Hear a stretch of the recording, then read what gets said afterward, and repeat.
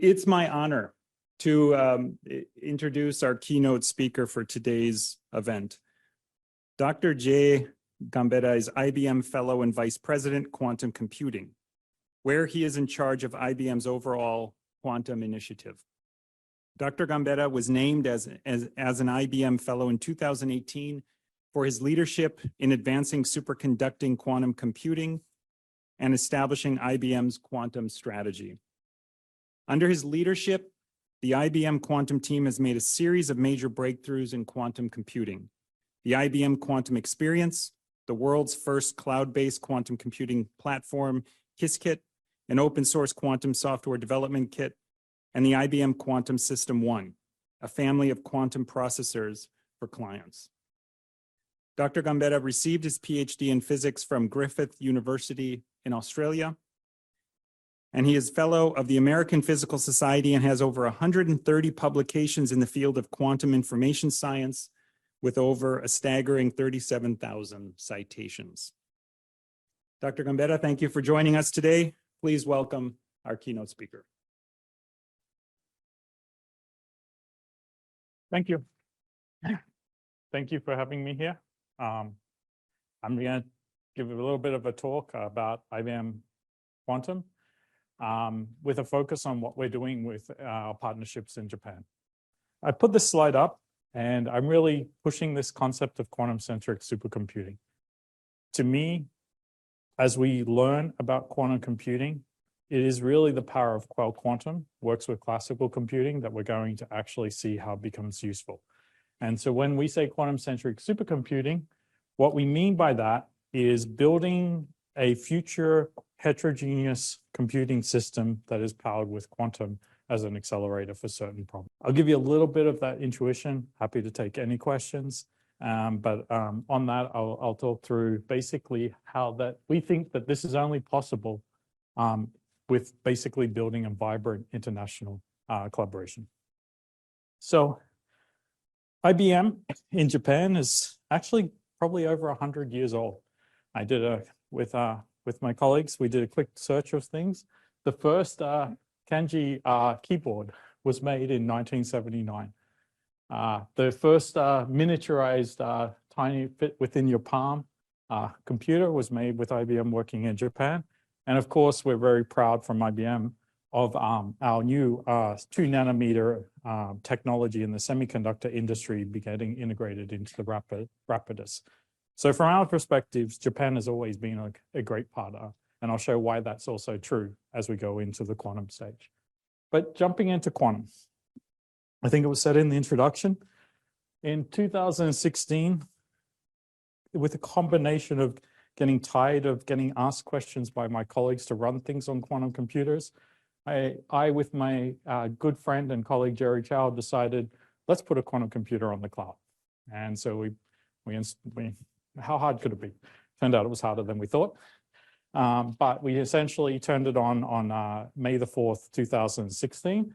And within a week, it basically had several thousand executions. And today it gets over, I forget the number, it's in the billions per day, totaling over 3 trillion executions since we've actually put quantum computers on the cloud. This is how many times people are running quantum jobs on the systems we did. A year later, that cloud programming was really a drag and drop sort of do this. To make quantum useful, it had to be integrated and to be able to program. And we had the vision and that the best way to do this would be open source. And so we released Qiskit. I would say today I think the surveys say it's considered the preferred by more than 2/3 of the people doing quantum programming, but it's become basically the way to program quantum computers. It supports many different hardware, but it allows people to do the research, to program it. It has a Python interface built inside. It's Rust for the technical people, but essentially it's a way of just simplifying programming a quantum computer. And so that's been one of our goals. And then after we put the first system on the cloud, it was really a research lab connected to a cloud. We asked the question, can you actually take a quantum computer and put it inside a single thing? Can you remotely service it? And that was what the design philosophy behind the IBM Quantum System 1, which is shown here. Could we take everything from a lab, fit it in an 11 by 11 foot box, remotely, completely operate it, calibrate it? And it turned out successful. We now have up to 8 announced. I think there's 4 deployed internationally all over the world. 1 in Japan, which I'll talk about later, 1 in Germany, 1 in Cleveland Clinic in the US, and one in basically just south in Beaumont, which is just south of Montreal in Canada. Part of the great thing of the team, we installed the one in Germany and Japan in the middle of COVID. We had to do it remotely, and so that actually taught us how to do it. I remember using WebEx and watching and talking to the team as they installed it remotely, and we explained basically how to do it and get it up. But that has become the building block. I'll show you what the system 2 is later, but I think of these as key moments in quantum computing. Early on, Professor Kohei Ito had the vision that if quantum computing is going to matter, we have to focus on industry applications. So 6 years ago, he basically, way before any agreements were in place, he said, I want to know how we can use quantum hardware to look for Japanese industries on use case prototypes. And that has grown. Since then, President Gonakami, and now taken over by President Fuji from University of Tokyo, realized that we also need to push for scientific applications, create a supply chain, create the componentries. And so we set up a test center and research center in University of Tokyo. And as I mentioned, there's a system in Shinkawazaki in Japan. After this, I'm actually getting on a flight to go visit all our key partners in Japan. And now there's over 19 industries with just this group publishing over 65 papers. I'm not going to go through them all, but it can be everything from the compiler that was mentioned in the panel to new ways of doing reservoir computing. And it really shows this sort of using a quantum computer to see how we can actually get the most out of it. So now I'm going to flip to our roadmap. One of the things that we take proud is since basically 2019, when we first published the roadmap, but we've had it internally, every year we've hit everything on that roadmap. So continue to green tick. There's 2 dimensions of this roadmap. Basically continuing to increase the hardware up to now at the end of this year, end of last year, we announced that when we think error correction will come in. But more importantly, we focused first on scaling to a large system, 100 qubits. And now we're focusing on how many gates can be done. For those that are not technical, the quality and accuracy or getting beyond what you can do with classical computer depends on at least having 100 qubits and running very long circuits. At this point, you're definitely beyond what you can do with brute force classical computing. At this point, you're definitely in the regime where pen and paper algorithms work. And so this kind of lays out our vision of how we're going to create the hardware capable of getting us towards quantum computing.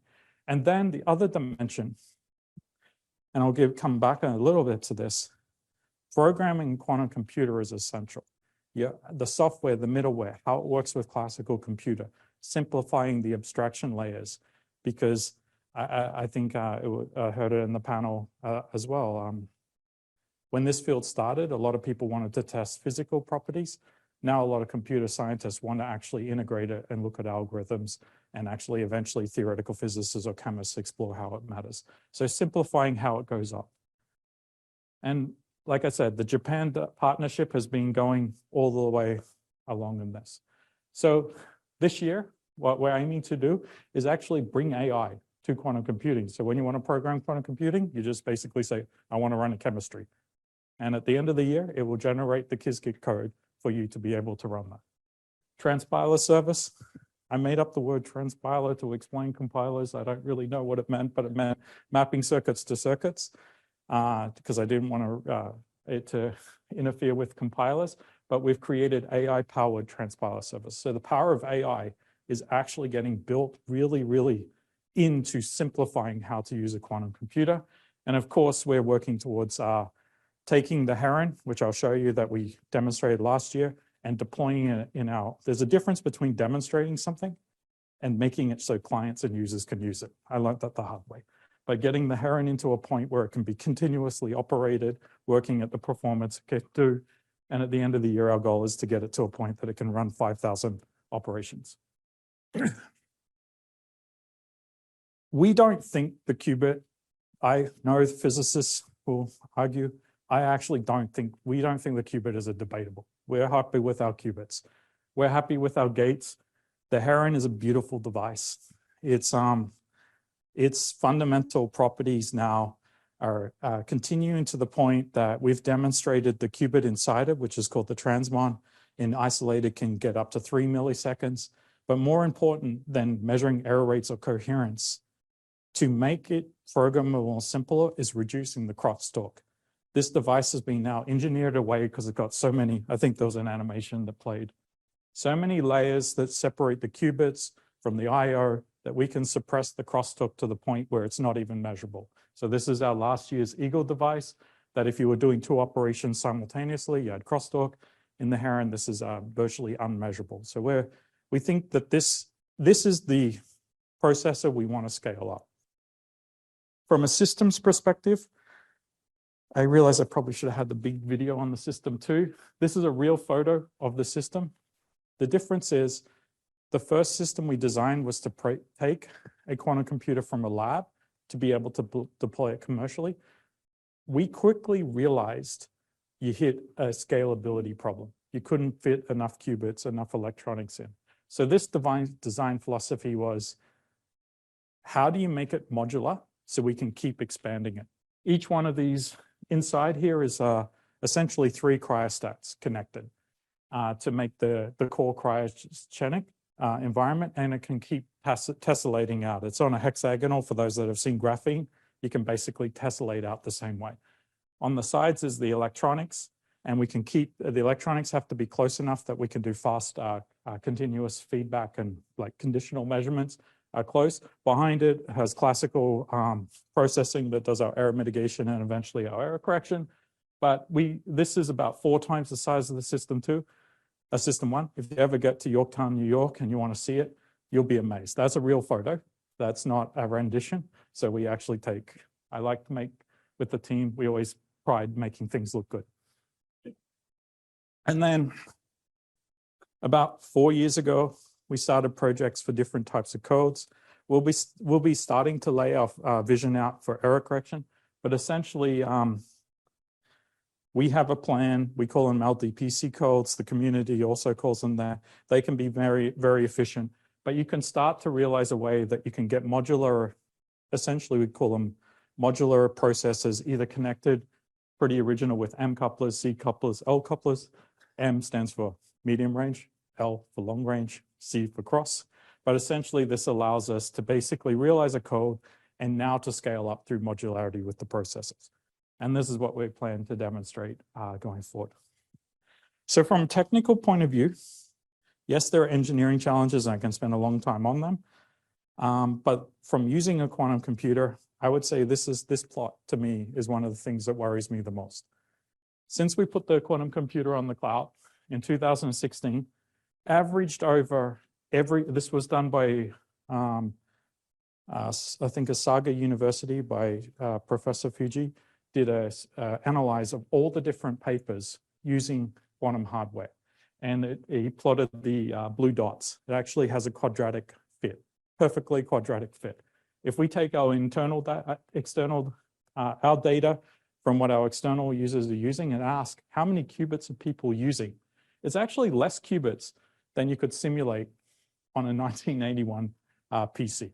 So most of the things that people are using on quantum computers today is running small scale simulations.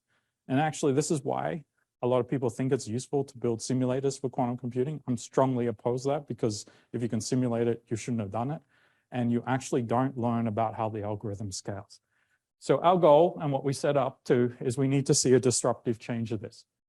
I was so happy that we last year got working with the University of Berkeley, did a paper where we simulated a quantum circuit that was 127 qubits, 2,888 gates long ran it on a quantum computer. It's beyond what you can brute force simulate. We looked at a trivial problem known as the icing problem, which turns out there are approximation methods to do it. But more importantly, we're now running things on a quantum computer that are beyond brute force, that to compare it to classical methods, you have to compare it to approximate classical methods. The point of that is quantum is now become a tool that I don't a priori know how to predict, and I got to explore how it will be used in these different applications. We term this utility, and when I think of that, I think you're running something around 100 qubits of about 2,000 gates or longer. Since then, there have been many other papers that are doing the similar scale. So if we go back to that plot, this has definitely happened. And so our quest is, how do we simplify it? How do we make it so people can run large enough quantum circuits that are beyond what they can do? And over the next couple of years, I do think we'll see many examples of this happening. We have some internal projects that I'm really excited about that are going to come out. And I've seen some of what our partners are doing. But this is more a quest for we need a lot of algorithm development. I'll say a little bit more of that later. So if we put this together, we got, as I said, error correction comes in. We feel pretty confident that we have a path to getting useful quantum computing. One thing that all of these papers had in common is, I like to call it the tyranny of the single circuit. And what I mean by that is, in the community, rightly so, the way you write a quantum algorithm is you write down a single circuit, and that single circuit must run on it. This leads to ridiculously large numbers. There is results that are emerging if you start to run multiple circuits, glue them together. You can start to use exponential, you get an exponential overhead, but it might be less than the classical way to simulate it, to glue larger problems together. I could spend a long talk on it, but essentially it is bringing classical methods to quantum computing to allow you to run multiple circuits, allows you to look at things that are more complicated. And that's exactly what we meant by quantum-centric supercomputing. To show, I like this because at the G7, as a picture of my CEO, Dario Gil, the director of all of research, and obviously our partners in Chicago and University of Tokyo. For a for-profit company to put real money in to pay for research done in certain directions is a statement of how confident we are. By doing that type of research, we can start to see applications happening. So we committed over 10 years, 100 million to both 50 million to University of Chicago, 50 million to the University of Tokyo to do sponsored research in the topics of, if we're going to build this large quantum-centric supercomputer, we need more algorithmic research, we need supply chain and componentry research, and we need to basically speed up the way they do it so we can lower the price to build a large system, but also so we can actually show that we can get these applications that can run on it. And so to continue along this roadmap, I think it's not possible without external collaboration. To dig a bit more into that, oh, I forgot I had these slides. So I kind of already said this, but IBM alone cannot bring quantum computing to mainstream and create a vibrant ecosystem. I do think it's only possible with partnerships with forward-thinking institutions and government supports, as it's emphasized by that by our commitment with the University of Tokyo and Chicago. So to dig into it, obviously we've got quantum processor design. We're going to keep engineering and building larger processors. We need more algorithm and software. We need supply chain and enabling technologies such as we heard this morning, transduction to connect these qubits together, or even better superconducting cables that can get the signals in and out much more efficiently. And we need to keep the workforce. So I just want to take a few minutes to jump into each one of these. We are not going to partner on the first because that's from IBM, and that's our core business. We're actually very open and partnering on all the rest, and I'll show you some examples. So as I said, a lot of these algorithms are running multiple circuits. So thinking about how algorithms can change a landscape, which is like, I call the single circuit landscape. You kind of need 100 qubits. Maybe you see these numbers for chemistry, which is around the yellow at 10 to the 10. for the material models, about 10 to the 6. Basically, a nice theoretical paper was shown where you could take even the most famous algorithm, Shor's algorithm, and by running multiple circuits, you actually reduce the overhead of doing it. There's actually numerical things. So that's exactly the type of research that we're sponsoring and doing. And the goal here is, because we can't simulate anything outside of the shaded line, you need quantum hardware to test it. But where we can prove things analytically, we've got good ideas. We all know quantum computing is going to matter. It's going to hit so many things. But how do we fill this white space in? And the only way to fill that white space in is a combination of doing algorithmic work with hardware. And that's exactly what I would like to see a lot more done of. So that's the first one. Second, with Riken, we just announced that we're actually putting one of our quantum computers right next to Fugaku, because now we can actually start to do some of those algorithms that I didn't have time to go in, like this matrix product formalization allows you to reduce the error bounds by running a lot of classical calculation. Or this back propagation allows you to run longer circuits by using HPC to go backwards. They use a lot of HPC calculations mixed with quantum to really push you to the limit of what you can do. So how do we start to architect a software that connects the best we can do with classical with the best we can do with quantum? And I'm very excited by the vision that President Gonakami, who now leads Riken, is pushing forward to bring and test these different modularities of quantum computers mixed with HPC. And so as we go forward, we'll start to see more HPC and quantum computers working together. One of the things that because we believe in the partnership, we don't run these technical working groups. We support them with a lot of our technical partners, but to really get that community going to focus not on the physics of the computers, but the applications.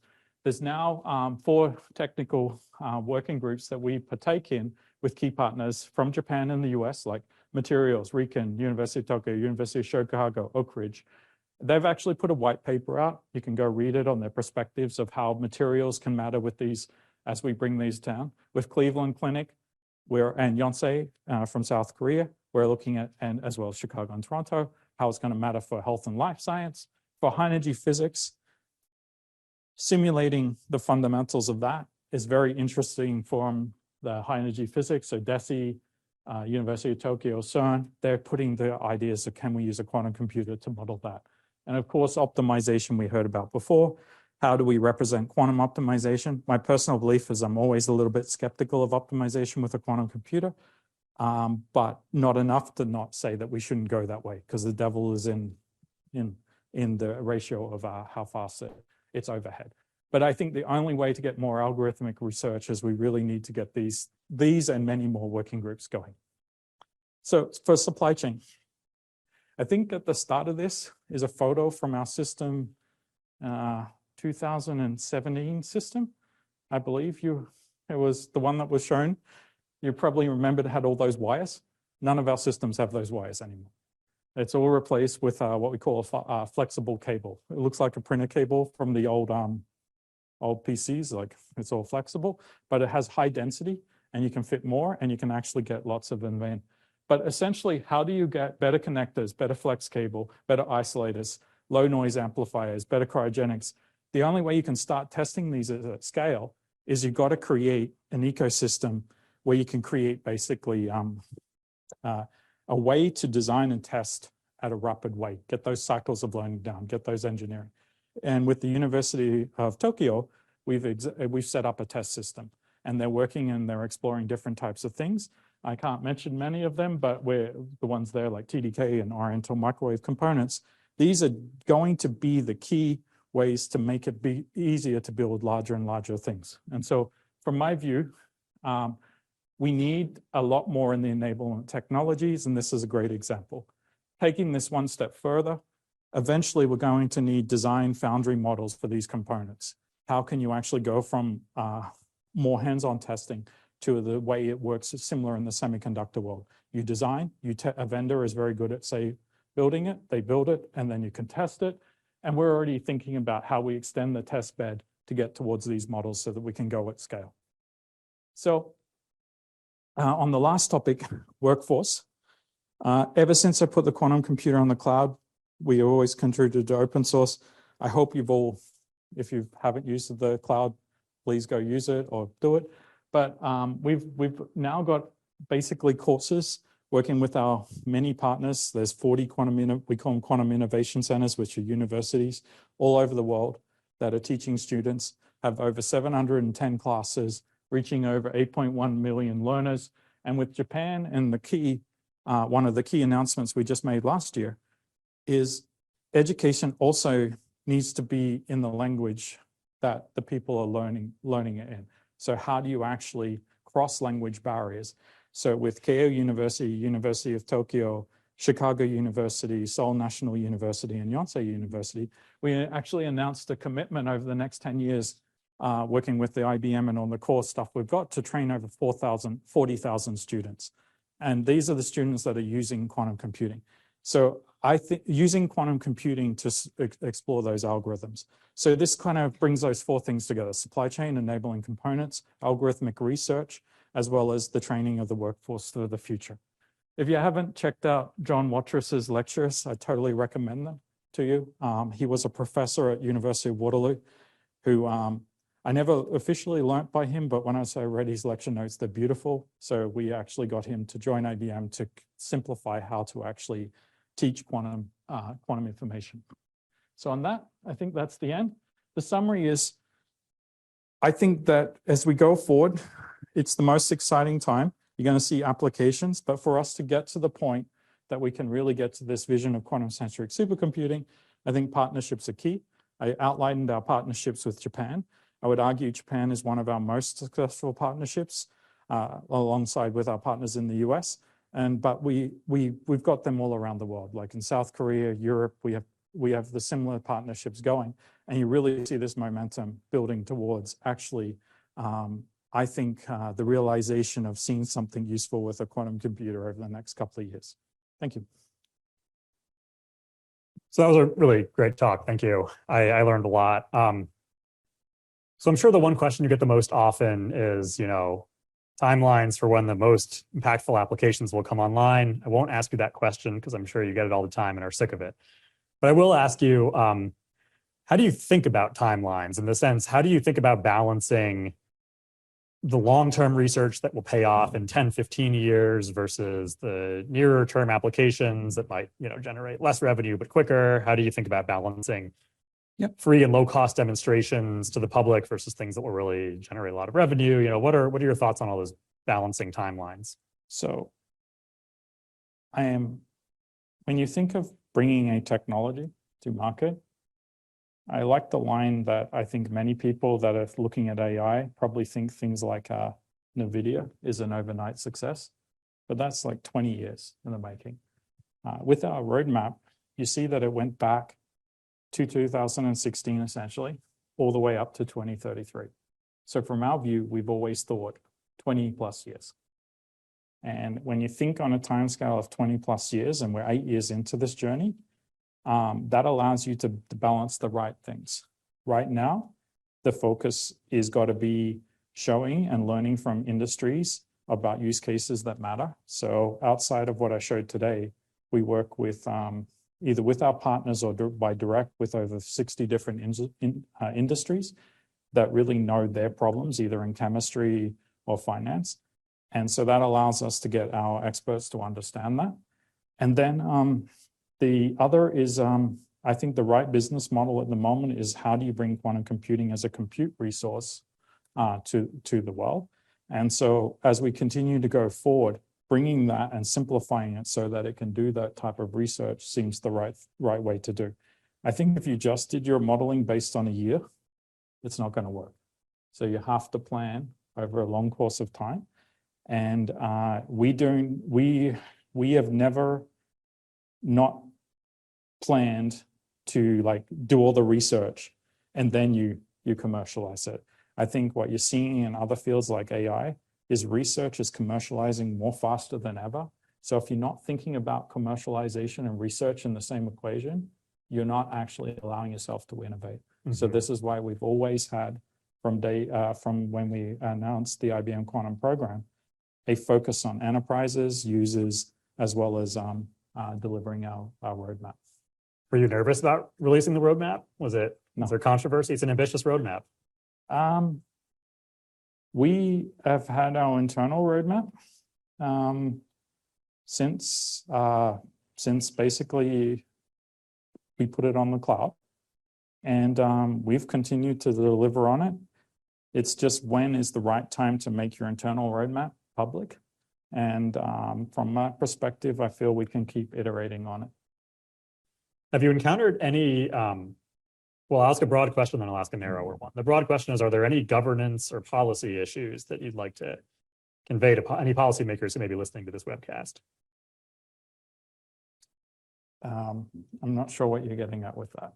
I guess, well, so my more specific question was, you've sold a computer to Japan. I'm curious, were there any kind of bureaucratic challenges, any red tape, any issues with, export controls or red tape on either country's end that made things challenging? Or do you think there are any regulations that might, make it challenging to spin up this kind of brand new technology?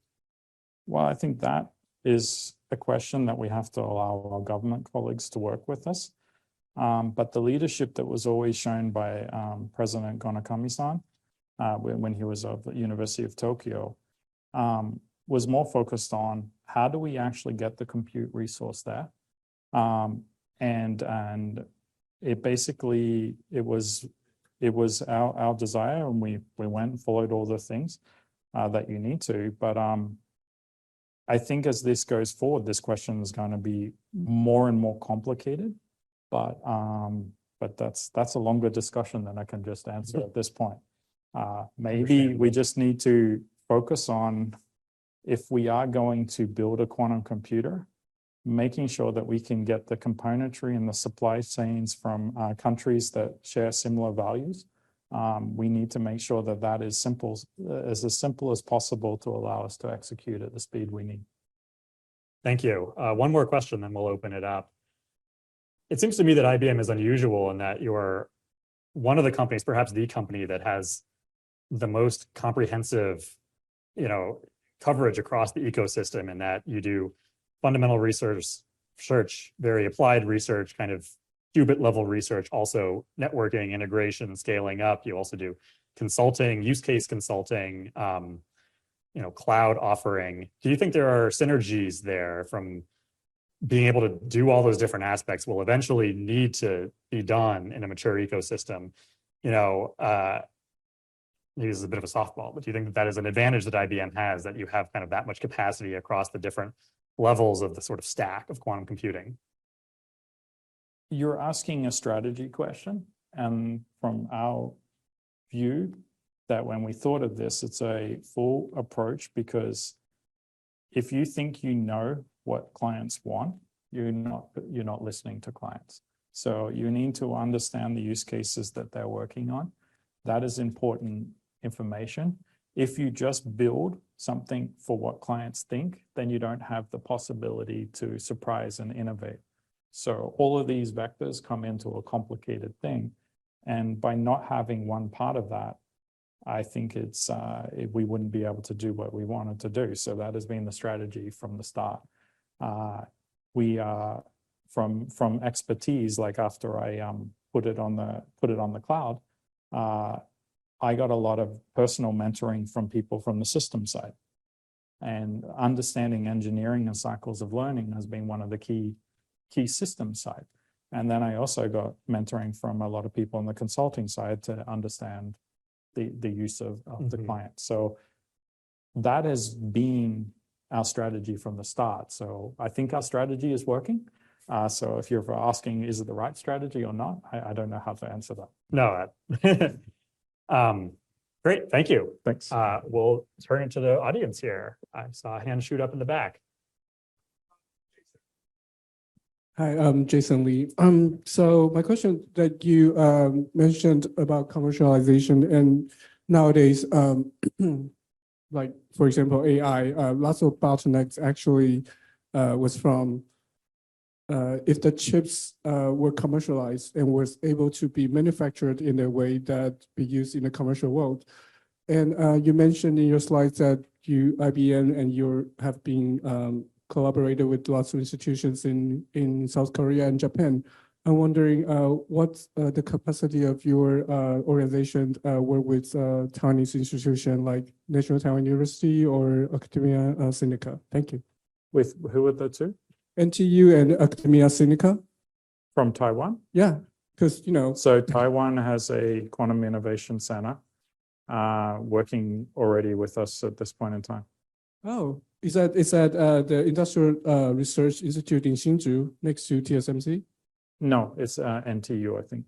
Oh, okay. Thank you so much. Any other questions from the audience? Yeah, the back row.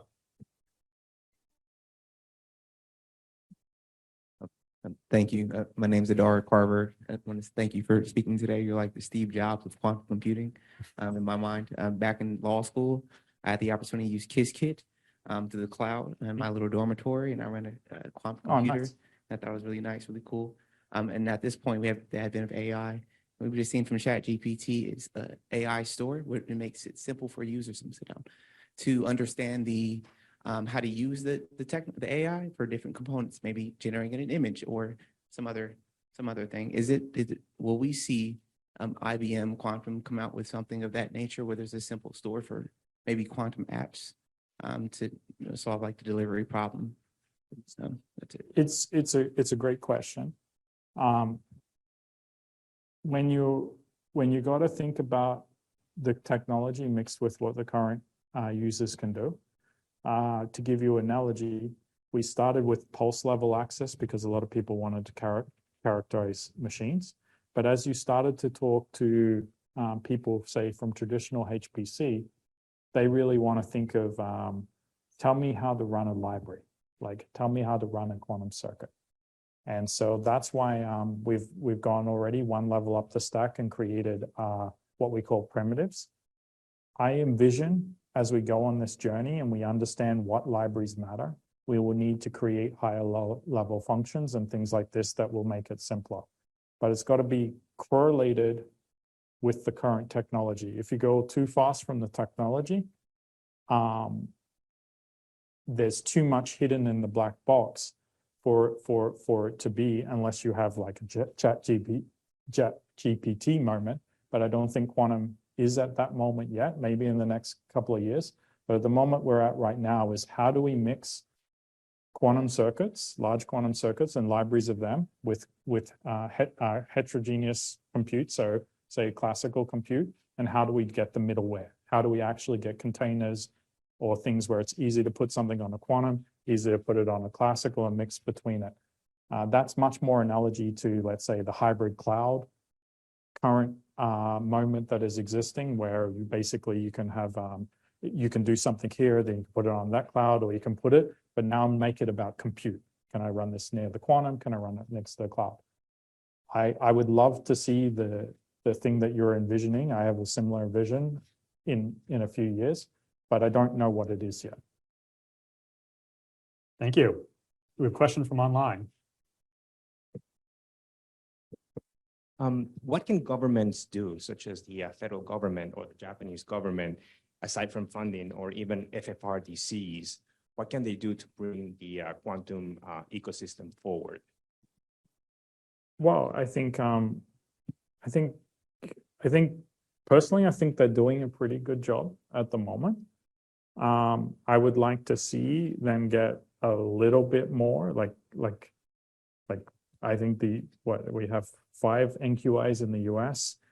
Most of University of Tokyo, and a lot of this was supported by the Japanese government. So at the 0 level, they're doing great. I would like to see more acceleration into the computer science area. And I would like to then see more use case and algorithmic development. I think we have a lot of physics development. I'm not saying stop the physics and the qubits, but I would like to see more of a par between software focused research and hardware. And I think that you already see it, it's getting closer, but we need to for quantum computing to realize, and I think it was showing the valley of death. I'm a disbeliever of the quantum winter or the valley of death or whatever your favorite acronym, sorry. But to minimize the effect of that, we need software engineering. And not just like research, compiler research, algorithmic research. And part of the problem is, like if you do an analogy to GPU and you think of a quantum computer as accelerator, for those that don't know the technical, is actually a pretty good analogy. But GPUs had the ability to have classical emulators of them before you went and executed them. Quantum doesn't have the ability to have an emulator of it. So we have this problem that we have to develop a compiler, a way to use that. And that is not possible without a tight integration of hardware. So rather than like build it and then work out how to emulate it, and then you could actually go and deploy it and see it, we actually got to do the compiler and we've got to do the algorithmic research, like in code, like in continuous with running it on the hardware. And that is a little bit different, and I don't think appreciated how difficult that is yet. Any other questions from the audience? Yes, in the third row. Wait for the microphone, please. Hi, I don't quite know how to formulate my question, but it has to do with oftentimes the military complex has helped, develop technology. And so far, I've not heard anything about that aspect. And I don't want to be negative about the military complex, so sometimes it can be. But is there anything about quantum future and our current military of different states that you could talk about? We didn't. So IARPA, DARPA have always been key funders of quantum technology before the DOE and the NQI Acts. DARPA, I believe, was first. Don't quote me on that. I'll look at Seal that may know the history a little bit better. When I came to the US in 2007, I originally was Australian. IARPA was the prominent funder of all the research. And so the US has had a long history of funding this as a technology. Now with the NQI Act, there's a lot of funding still from the DOE and things like that. But I think overall, it's still funding. If I look from IBM's perspective, we're at its heart in the research division, we're about compute. We always have, like, we build computers. And so that's why we're doing it so much from ours, is we see that this is a key to the future of computing, to build this as a compute. I think the cross section of that, as we get close to a machine that is capable of running Shor's algorithm, we'll come back to the question I was just asked that I tried not to coherently, maybe incoherently not answer, is going to be a fun question that is going to have all the different parties at the equation. My hope is we can do it in a way where we don't undermine the ability to make the commercial reality of this technology possible. And I didn't get time to mention it in my talk, but that's why we also have been from the get-go from 2016 as well, developing quantum safe algorithms. So algorithms that cannot be broken by a quantum computer. We're proud of the fact that 3 of the 4 algorithms that were down selected by NIST actually tie to IBM in history. And I have a commercial program that is actually working with many institutes and enterprises on how to get quantum safe. But all that coupling is a complicated equation that is starting to get discussed now. And that's why the loaded question was asked. If I could just briefly plug Rand's research. If you want to learn more about post-quantum cryptography, look at that table right there. We have several reports on it. Okay, let's take another question from online. How does the process of orchestration work? If you're given a mathematical problem or any kind of problem, how do you know, how do you split it up into, okay, this is going to the CPU, GPU, and the quantum processing unit? Well, that's the funding we just talked about. On the serious side, I look at most quantum algorithms. I like to say there's 4 steps: map a problem to quantum, compile and optimize it for hardware, execute it on hardware, post-process the results.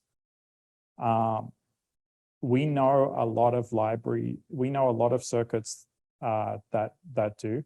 So one of the ones that I think is a really nice result is this way of doing chemistry is known as trotterization. I don't want to get too technical, but you run this circuit. What the teams did, they showed that if I could run multiple circuits and add them together in different ways, I could make trotterization error of 10% come down to 1%. So that means I could look at a much bigger molecule by just running multiple circuits together. That gets to the mapping question. How do I actually break it down into the subparts, run them, and then tie them together? I call it circuit knitting. I think on the roadmap, I imagine making tools for circuit knitting a couple of years out, but that's the research to get that orchestration. And it's really, really hard research. Question from the second row. If you could just wait for the microphone, please. So companies like Google, IBM, AWS, they obviously have a very large existing business that could back a lot of the research. But a lot of smaller startups can't.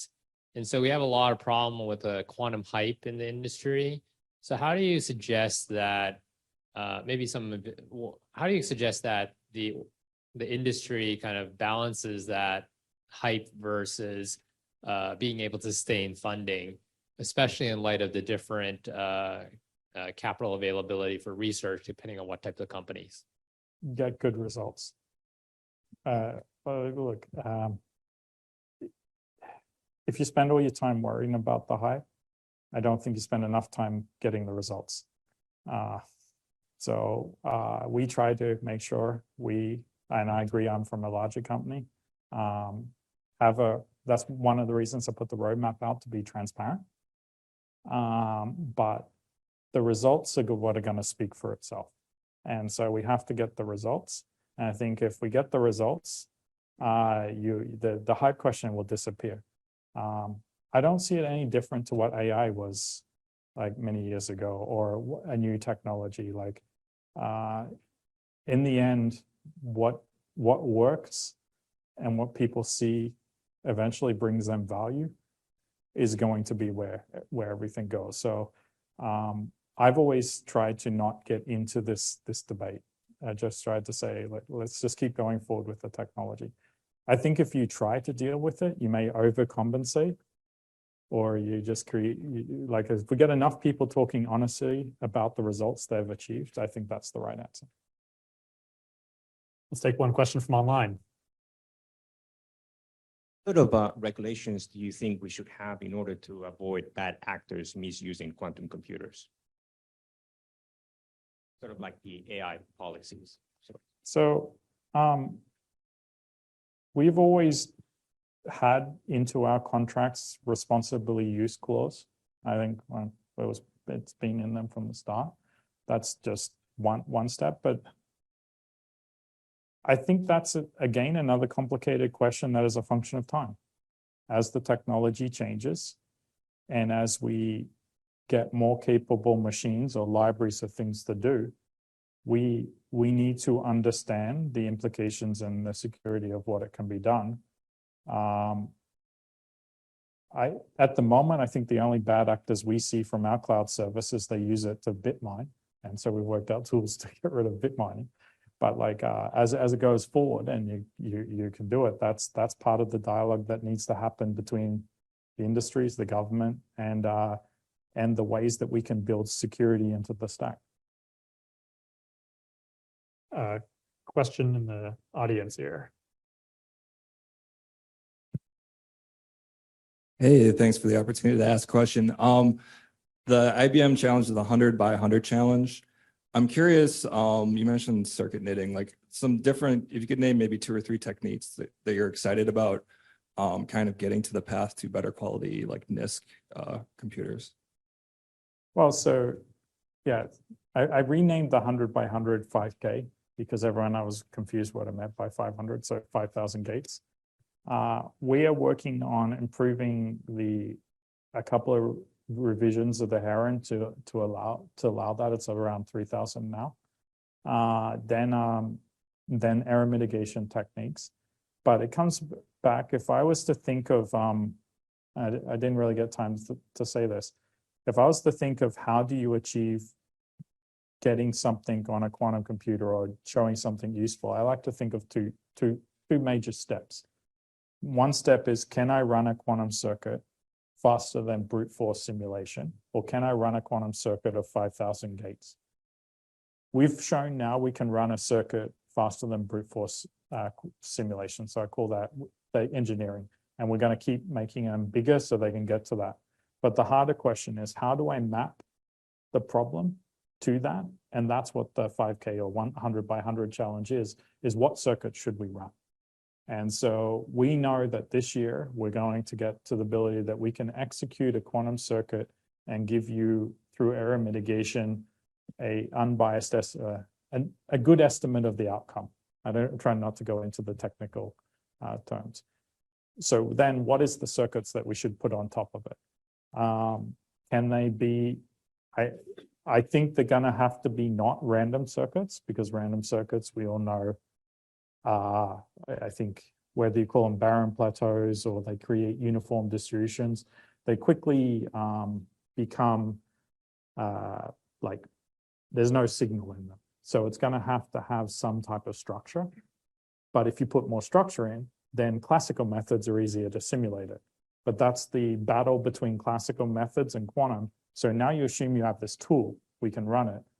How much structure do I put it in so that I can do circuits that, say, you've got some type of structure that might matter for chemistry or structure that might matter for, I personally like some of the AI proposals, but that type of structure, but not enough structure that is easy to simulate. And that is part of the challenge that we're trying to do with a lot of our community of users to do. Question in the second row. What, if any, implications are there for blockchain?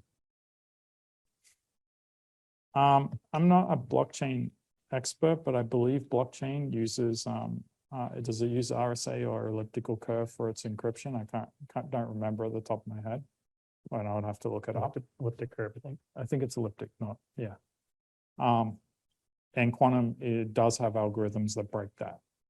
But the current estimates of those type of algorithms, if you just always think in terms of a quantum circuit, is a few thousand encoded qubits and 10, I forget what it is, 10 to 11 gates. So that's if I'm talking that we're at 5K and eventually, and we'll get to 10 to the 9, that kind of gives you a feel for it. That being said, those algorithms through research are coming down and getting more efficient. Like there are a new algorithm that just changed the way we think of Shor's algorithm. It will apply to elliptic as well. It hasn't been done, but we in the field think, looking at the way he did it, it should just apply, it should have a similar structure that will apply. How that comes down, we don't know, but that's part of the research. Let's take one last quick question from online, and I'll reserve my moderator's privilege to ask the very last question. How do you foresee the United States government employing quantum computers? Do you foresee the military, the Federal Reserve, CDC, the post office? How do you go about that? I think that's a question for the United States government, but I see the DOE, its mission in the Office of Science is to explore and to use compute. What is it? Frontier was the last one that a supercomputer that was it Frontier was the last one that was installed? I think, yeah, and Argonne is working on R1 as well.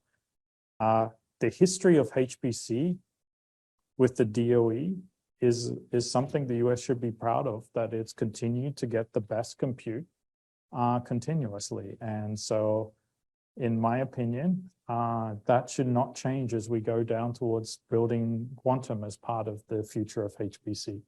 And so if they can continue their aggressive roadmap of always building large compute that has always had rundown effects on many different things, that is a great thing for the institutes like the DOE and things like that to do. But to directly answer that question, that's for the US government.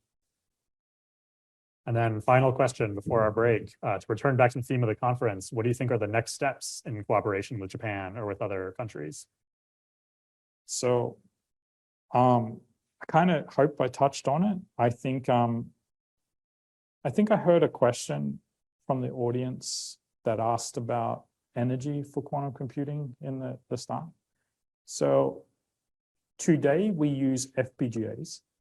FPGAs is about 45 watts per qubit. If you were going to scale up to hundreds of thousands of qubits, that's ridiculous. But there is no reason we cannot use ASICs or other types of things that do. From a fundamental, the energy consumption of quantum can be very, very low. But we have not started as a field to build efficient control and I/O for these future systems. And so when I think about as we scale and build these large processes, we're going to hit a wall of simplifying. Like I keep looking at this picture, which is an old picture, and it scares me because there's cables everywhere. The ones we build now look like this was this picture is 16 qubits, and that's the amount of wires for 16 qubits in I believe it was 2017, maybe 2018. This picture was taken. I forget. I know it's IBM, so I can talk like that. And I know the chip because I was part of designing that chip. So I recognize a lot of parts, but it's all this flexible cable in the picture I showed. But like, if you don't change the way that we're building the componentry, we're heading towards not a good path. So getting things, we already discussed the algorithmic, but really focusing on componentry to simplify communication between processes, to simplify I/O, to simplify and bring down the cost of the control electronics. These are all great things that I think are going to be important. Now I can give you the business reason. When you put this system together, people probably think the fridge costs the most. The control electronics is where I spend all the money. So like, if we don't bring down the cost, it's going to be price. So but that's as we go forward and we show more value, you'll get research to bring down the cost, and that will go. But the next step I think the governments could do is, how do you get that flywheel going? Dr. Jay Gambetta, this has been a really great conversation. Thank you.